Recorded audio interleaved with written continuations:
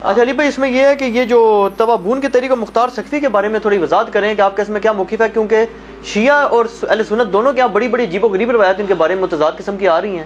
جی صحیح مسلم میں جو ایک حدیث ہے نا کہ بنو ثقیف میں ایک کذاب ہوگا اور ایک جو ہے وہ ظالم ہوگا. ان کی بلدیت بھی بتا دیں. ہاں جی مختار سقفی. تو اس میں وہ اسما بنت ابی بکر کہتی ہیں کہ ہم کذاب کو تو دیکھ چکے لیکن صحیح مسلم میں نام نہیں ہے وہ کون ہے. ٹھیک ہے. اور جو ظالم ہے حجاج تو ہے، تو یہ کہتے ہیں کہ یہ مختار سقفی ہے، وہ کذاب تھا.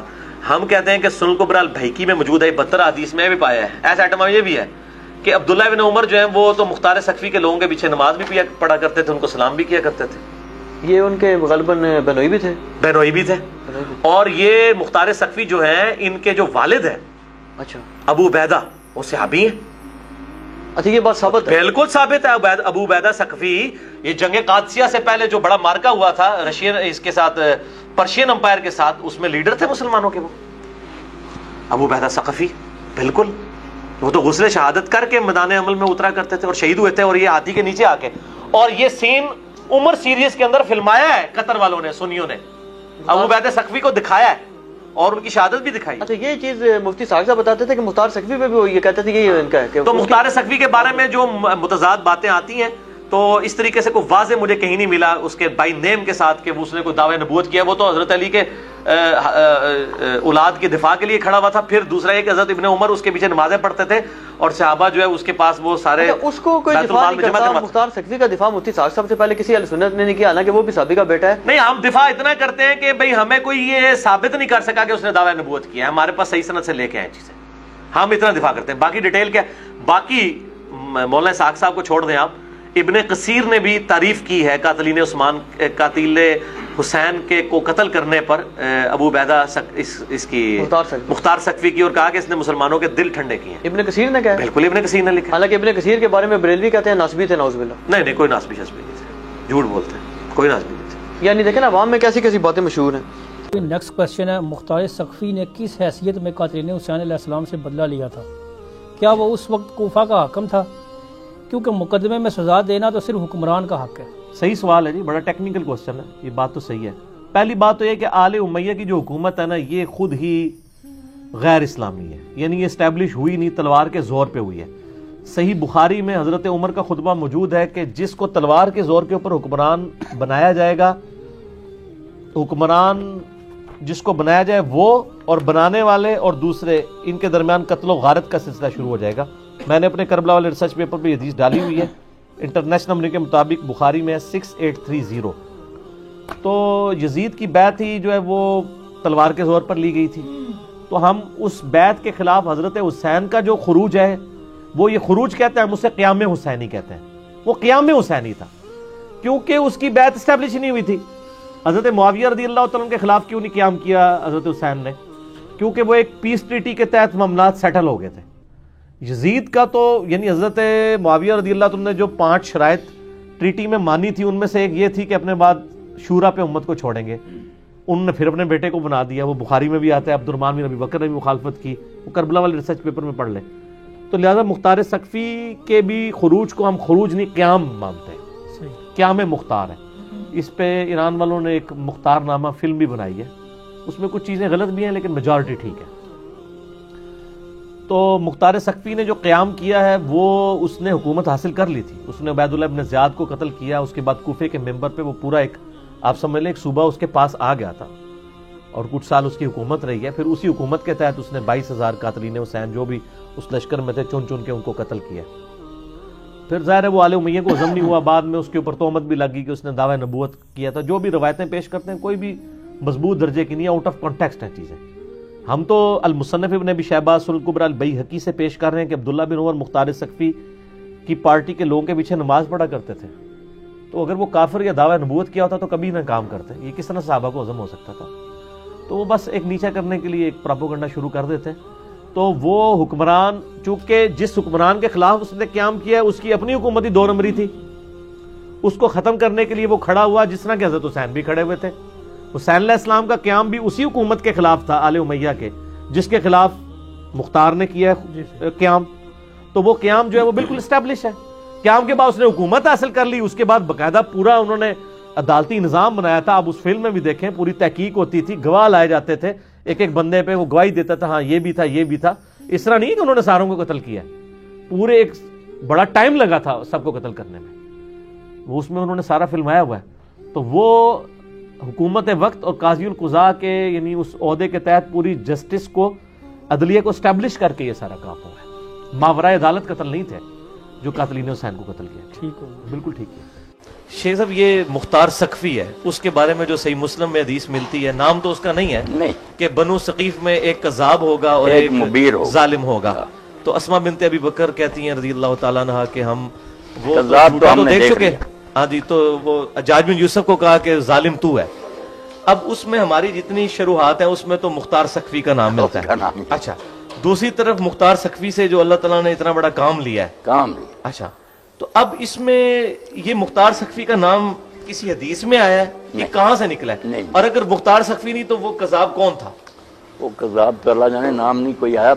باقی دیکھنا جو بات آپ نے کہ کام بڑا کیا, یہ تو ابن کثیر جیسا آدمی جو جہاں تک ممکن ہوتا صفائی دینے کی کوشش کرتا بنو میاں, مگر وہ بھی کہتا ہے کہ مسلمانوں کے دل جو جلے ہوئے تھے نا اور سینے سڑ گئے تھے کہ حضور کے بچے کے ساتھ یہ سلوک اور دنیا آرام سے بیٹھی رہی, تو اس نے اس غیظ کو شفا بخشی. جب یہ اس نے قتل کیے نا مسلمانوں کے سینے ٹھنڈے ہوئے کہ الحمدللہ ان ظالموں میں سے زمین پر کچھ چلتا پھرتا نظر نہیں آتا.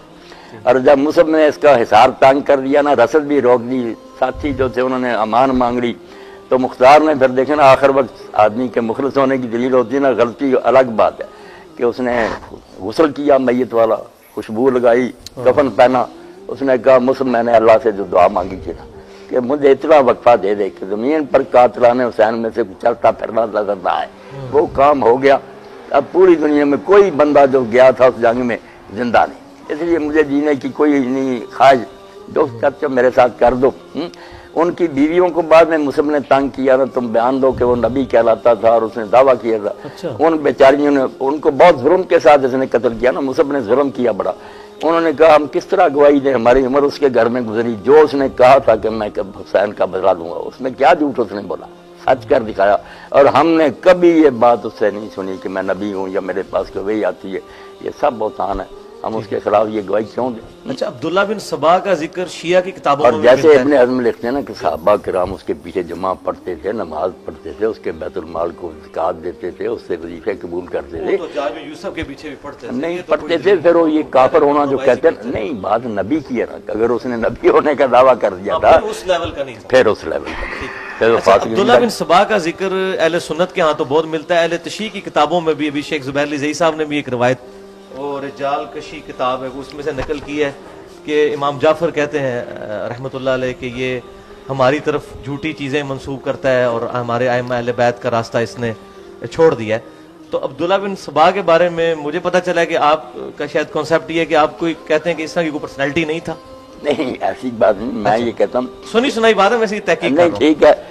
کئی لوگوں نے تو کتابیں لکھی ہیں نا شیعوں میں, ہم سے بھی لکھی ہیں. تھا حسین بھی کہتا تھا کہ لوگوں نے گاڑ لی بات, مگر یہ بات جو نا شیعوں کی کتابوں میں تو ٹھیک ہے, واقعی ذکر یہ بات نہیں ہے, مگر اہل سنت کی کتابوں میں جنہوں نے زور لگایا نا, صرف ایک روایت نکالی قدیم جس میں امام شافعی کہتے ہیں عبداللہ بن سبا کا ذکر کرتے ہیں, مگر اس میں بھی پھر وہ لوگ مانتے ہیں کہ مجالد یہ روایت کرتا ہے, اس کو ضعیف قرار, اور کسی نے نہیں. اس سے پہلے کی کوئی روایت سنی ہو کہاں نہیں ملی, بعد میں لے.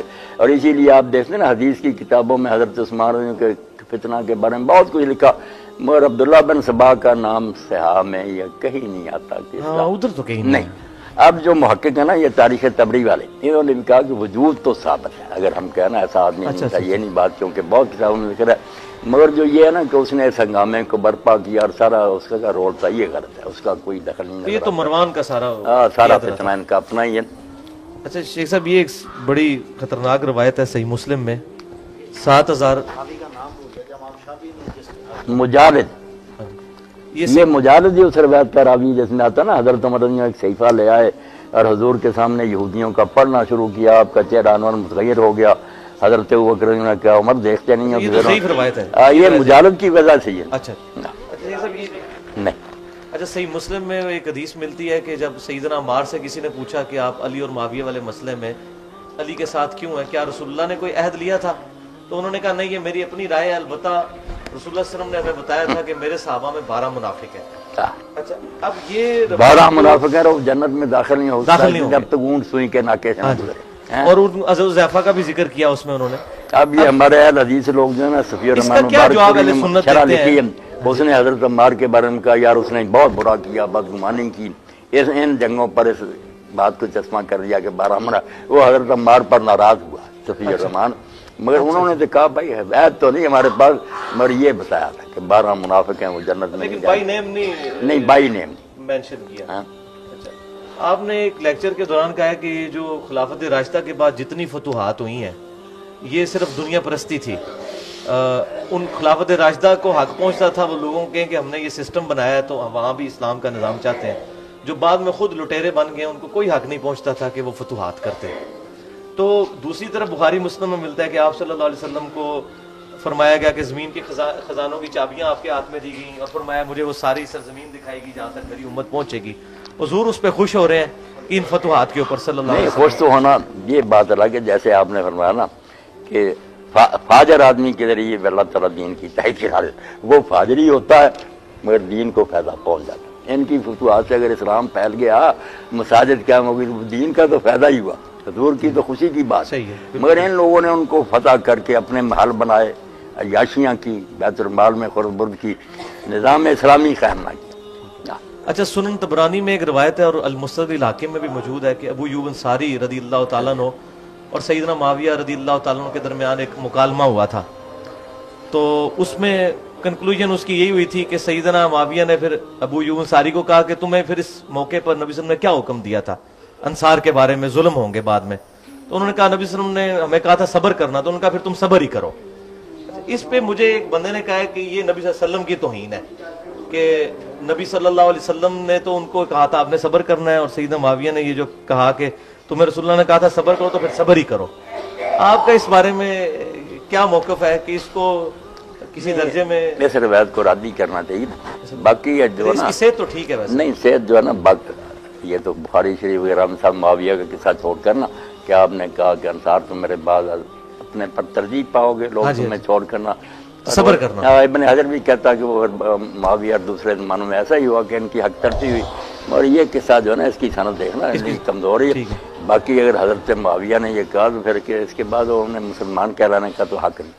اگر یہ روایت صحیح ہے، حضور کی بات کا مذاق اڑایا. شیخ زبیر علی زئی صاحب تو روایت کو صحیح کہتے ہیں. نہیں صحیح کہتے ہیں، پھر یہ حل کریں نا کہ جب سن کر کے حضور نے کہا صبر کرنا، تو بجائے اس کے کہ کوئی متنبع ہوتے اور خوف خدا کرتے، ٹھٹھا کیا کہ جاؤ پھر صبر کرو.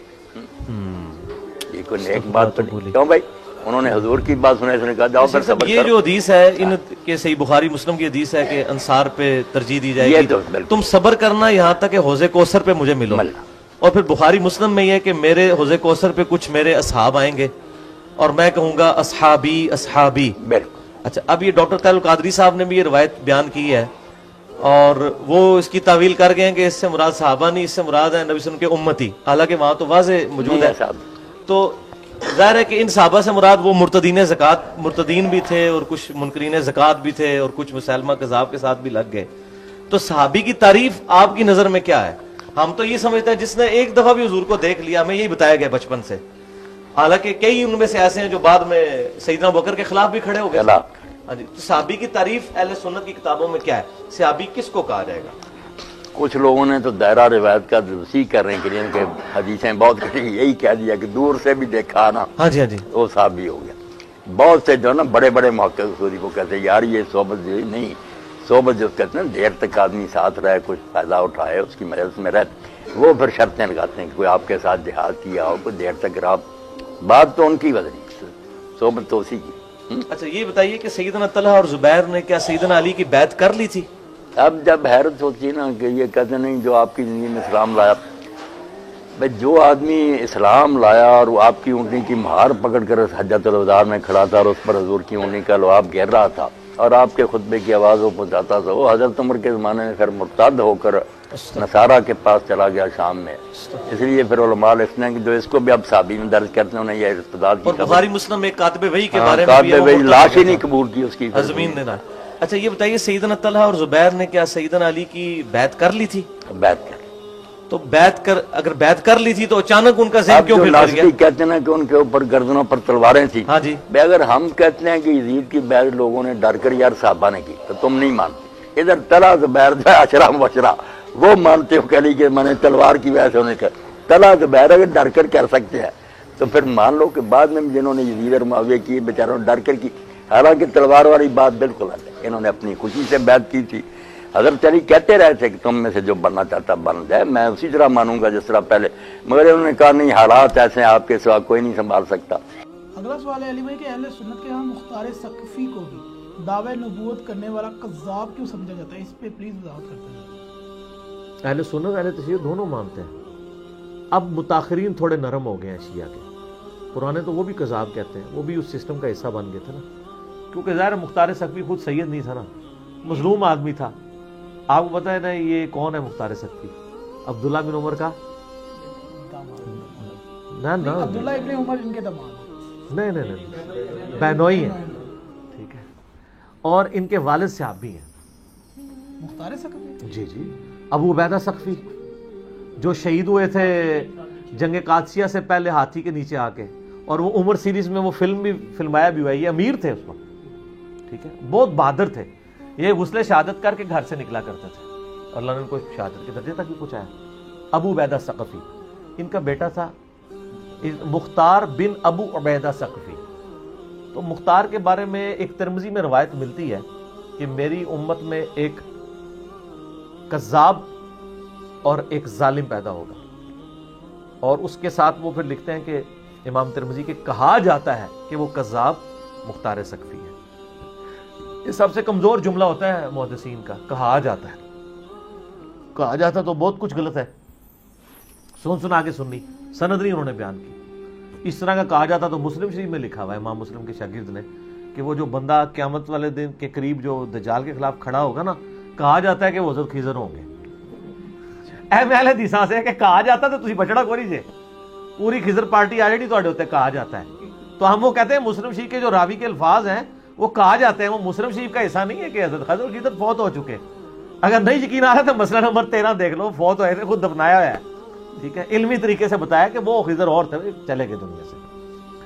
تو مسلم شریف میں ایک حدیث ہے کہ اسما بنت ابی بکر نے حجاج بن یوسف سے کہا تھا کہ کذاب ہم دیکھ چکے اور ظالم تو ہے. وہ کہتے ہیں وہ دیکھ چکے میں یہ مراد ہے, اس میں بھی نام نہیں ہے. کچھ روایتیں انڈائریکٹلی لے کے آتے ہیں. میرا تو موقف یہ ہے کہ میں مختار ثقفی کے بارے میں پازیٹیو نظریہ رکھتا ہوں. اس کی وجہ یہ ہے کہ مختار ثقفی کے ماننے والوں کے پیچھے سنن کبریٰ البیہقی میں آتا ہے کہ عبداللہ بن عمر نمازیں پڑھا کرتے تھے. اگر اس نے دعویٰ نبوت کیا تھا تو اس کے پیچھے نمازیں بھی پڑھتے تھے, یا آپ ثابت کریں کہ آخری عمر میں انہوں نے کر دیا تھا. اور وہ جس طرح کی امبیگوس روایتیں لے کے آتے ہیں نا, اس طرح کی روایتیں تو اس سے بڑھ کے صوفیاء کے ہاں ملتے ہیں, ان کو تو کوئی دعوی نبوت نہیں کہتا. یہ یاد رکھیے گا مختار ثقفی نے آل امیہ کی بیج کنی کی تھی. اس کے حاسدین بہت تھے, اس لیے پوری کوشش کی ہے اس کے مخالفین نے گھڑنے کی ایسی باتیں کہ ان کو بدنام کیا جائے. تو اس لیے اس معاملے میں یعنی میرا مختار ثقفی کے اوپر کلپ بھی چڑھا ہوا ہے کہ اس معاملے میں میرے پاس کوئی مضبوط دلیل نہیں ہے کہ میں اتنا ایکسٹریم حکم کسی کے بارے میں لگا دوں, تو میں ان کے بارے میں پازیٹیو نظریہ